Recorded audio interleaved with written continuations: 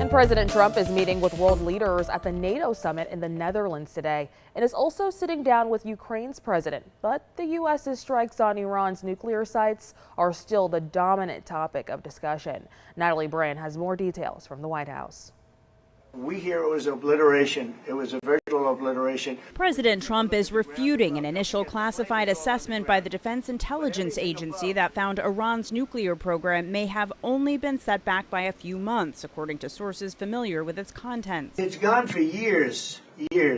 Very tough to rebuild because the whole thing has collapsed. Officials familiar with the report also caution it's an early assessment that could change. They said it could be very devastating, very serious. Moderate to severe, and we believe far more likely severe and obliterated. Later, the Israelis backed up the president, saying the U.S. and Israeli strikes set back Iran's ability to develop nuclear weapons by many years. The devastating U.S. strike on Fordo destroyed the site's critical infrastructure and rendered the enrichment facility totally inoperable. It was devastated. The conflict with Iran dominated the initial hours of the NATO summit, but now Russia's war on Ukraine is back in focus. President Trump met behind closed doors with Ukrainian President Volodymyr Zelensky. What I took from the meeting couldn't have been nicer, actually, but I took from the meeting that he'd like to see it end.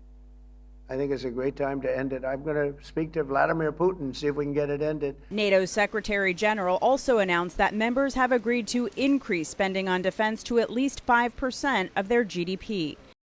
Now, President Trump also told reporters he is not seeking a regime change in Iran, adding that it would bring chaos.